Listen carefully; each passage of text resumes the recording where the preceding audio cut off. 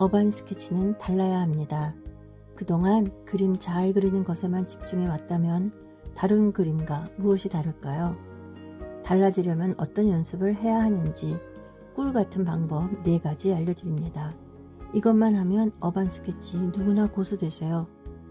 꼭 알아두어서 나의 스케치가 달라진다면 그냥 지나칠 이유는 없겠죠. 지금 시작합니다. 안녕하세요, 단드로이입니다. 잘 지내셨죠? 오늘의 주제는 그동안 그려왔던 어반 스케치와는 사뭇 다른 매력 있는 스케치를 해보자 입니다. 저의 설명을 쭉 듣다 보면 이제는 무언가 다른 나만의 어반 스케치를 그려보고 싶다는 마음이 마구 생기게 되실 겁니다. 그래서 오늘은 다른 방향의 내용을 챙겨왔습니다. 우선 그릴 3가지 소재입니다. 오늘 그릴 3가지 풍경 구도를 잡아볼게요. 정랑각은 위에 이 정도 위치에 이 정도의 크기로 그려 넣어 보고요. 168계단은 세로로 이쪽에 이 정도 크기로 그려 볼 겁니다. 테두리는 위아래 최소 1cm 정도는 떨어뜨려서 그리시는 것이 좋고요. 글씨를 넣을 건데 빈 자리에 변화 있게 써 볼 겁니다. 아래에는 독이 차 세트를 나란히 그려볼 거고요. 군데군데에도 글을 넣어보고 사인할 위치도 정해 봅니다. 오늘 3개의 스케치도 그려야 해서 부지런히 그리면서 오늘의 꿀같은 이야기 이어갑니다. 오늘 같은 어반 스케치를 잘 그려내는 방법입니다. 첫 번째, 여러 개의 소재를 고른다. 하나의 풍경만 선택해서 그리는 것이 아니라 여러 가지의 소재를 가져와서 그림책을 그리듯 그리는 방법입니다. 이때 어떤 풍경들을 조합해야 좋을까요? 이거 고민되시죠? 풍경을 잘 선택하는 방법은 가로 풍경과 세로 풍경을 섞는 것이 좋고요. 또 풍경의 거리감도 다른 것이 좋습니다. 멀리 있는 풍경, 가까이 있는 풍경, 이런 식으로 말이죠. 또 하나는 풍경이 아니라 그곳에서 처음 보았던 색다른 물체를 고르는 것도 좋아요. 예를 들면 특이한 찻잔, 내용이 재미있는 표지판, 메뉴, 자동차 등등. 특색 있고 유머 있는 소재를 선택하시는 것도 아주 재미있는 어반 스케치가 될 것 같아요. 두 번째, 꿀같은 방법 설명드리기 전에 지금 열심히 그리고 있는 정랑각 스케치에 대해 간단히 그리는 법 스케치 해드리겠습니다. 정랑각은 정면 건물이죠. 투시법 크게 걱정 안 하셔도 되는 구도예요. 그러나 눈높이는 처음 시작하실 때 한 번쯤 꼭 챙겨보시는 걸 권하고요. 일단 기와집은 그릴 것이 많아 보이시죠? 복잡하고요. 그러나 기와지붕도 2-3번 잘 관찰하셔서 생김새를 연습하시면 그렇게 어려운 건 아니에요. 아마도 그릴 것이 많고 일단 손이 많이 가니까 그래서 꺼리시는 것 같거든요. 그래도 이곳의 고즈넉한 분위기를 그냥 지나칠 수는 없었습니다. 기와 그리기 자세한 설명이 있는 영상 더보기에 링크 올려놓겠습니다. 영상 보고 연습하기 2-3번 하시면 여러분도 기와 그리기 충분히 잘 그리실 수 있습니다. 정란각에서 기와 그리기, 그리고 또 한 가지 바위 그리기입니다. 다른 것은 제가 다른 영상에서 자세히 설명드린 소재들이고요. 바위 그리기는 제가 그리는 것을 자세히 관찰해 보시면 직선만을 사용하여 면을 나누어 주고 그림자 지는 면에 해칭으로 그림자를 그어 주었습니다. 바위 부분만 영상 떼어서 똑같이 연습해 보시고 그려 넣어 보세요.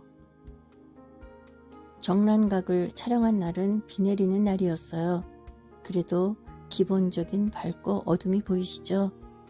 이 그림에서는 가운데에 보이는 입구에 밝고 어둠의 대비를 주어 중점적으로 그려주면 됩니다.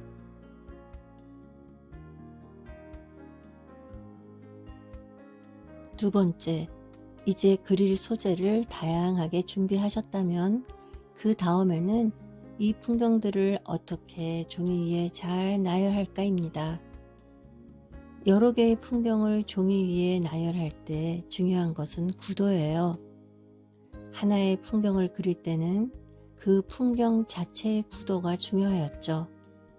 그러나 여러 개의 풍경을 넣을 때는 그 그림들을 종이 위에 늘어놓는 구도가 중요해집니다.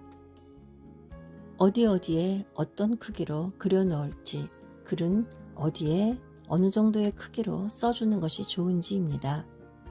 위치는 나란히 쭉 옆으로 그리는 것보다는 높이의 차이를 주어 어떤 건 좀 위에, 어떤 건 좀 아래에, 어떤 건 옆으로 그린다든지 하는 변화를 주는 거고요. 크기도 일정하게 하지 말고 크고 작게 변화를 주는 거예요.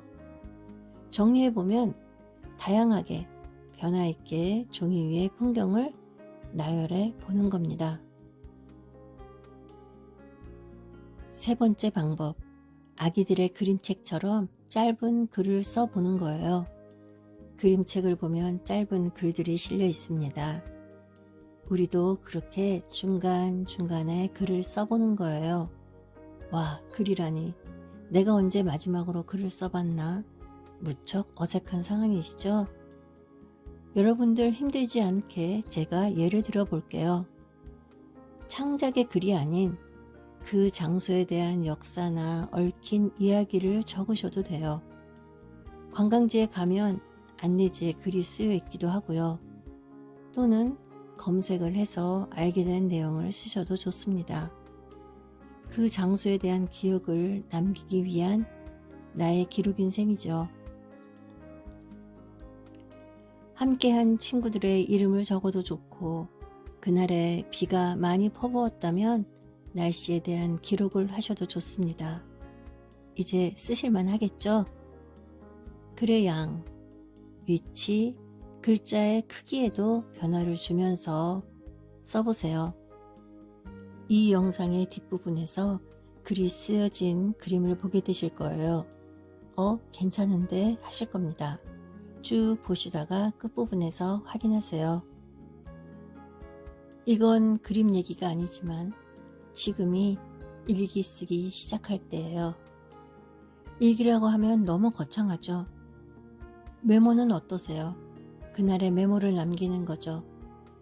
일기라고 해서 매일 쓰지 않아도 되는 거죠. 우리 마음이 땡길 때 쓰면 되는 거죠. 저는 글쓰기를 좋아해서 참 많이도 썼지만 저는 그 글을 글이라고 거창하게 이름 붙이지 않았었어요. 그냥 메모, 작은 메모, 명주의 메모라고 여기며 썼었어요. 왜 과거형이냐고요? 요즘은 거의 쓰고 있지 않거든요. 영상을 만들기 위해 대본을 쓰기는 하지만 책을 출간하기 위해서 글을 쓰고는 있지만 전에 끄적였던 메모와는 좀 성격이 다르죠. 바람이 휙 불면 떠오르는 생각과 감정을 적는 시기였어요. 요즘은 휴대폰이 있어서 느낌을 놓치기 전에 빠르게 적을 수 있어서 좋습니다. 우선 폰에 기본으로 설치되어 있는 메모장을 꺼내 놓으시고요. 수시로 뭔가 떠오를 때마다 무언가를 적어보세요. 제가 권하는 이유는 참 많이 위로가 되기 때문입니다. 생각보다 훨씬 많이 해요. 정말 해보지도 않고 안 하지 말기입니다. 누구나 감정이 있어요. 아무리 무디다고 스스로 자칭해도 감정은 있습니다. 누구에게 말하는 것보다 내가 나에게 말을 하는 것만큼 허심탄회할 수는 없다고 생각해요. 힘들다고 옆에 사람에게 부담 주고 함께 힘들게 만들지 말고 이런 방법을 써본다면 내 안의 평화, 나만의 평화, 마치 찬송가 같네요. 정랑각 스케치 마치고 두 번째 스케치 시작할 때 마지막 네 번째 꿀같은 방법 말씀드릴 거니까요. 잠시 그리는 거 즐겨보실까요?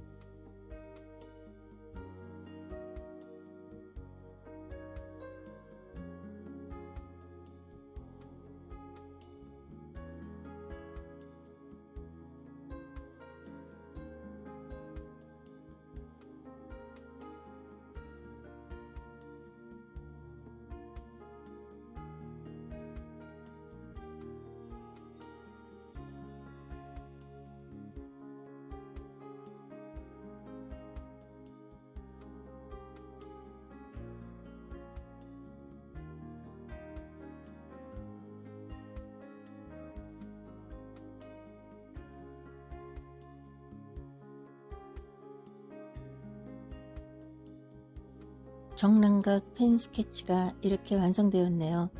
이제 여기에 그레이 마카로 음영을 강조할 겁니다. 2단계로 할 거예요. 마카 사용은 많이 보셔서 대략 어떻게 하는지 감이 가실 겁니다.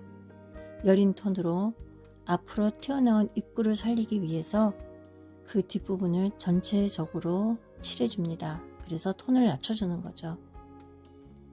그리고 나서 진한 톤으로 음영 대비할 곳을 강조해주면 끝입니다. 마카 사용을 겁내는 경우가 많은데 지금처럼 2~3단계의 마카만으로, 때로는 하나의 마카만으로도 분위기를 낼 수 있으니까요. 하나 장만하셔서 한번 칠해보시는 겁니다.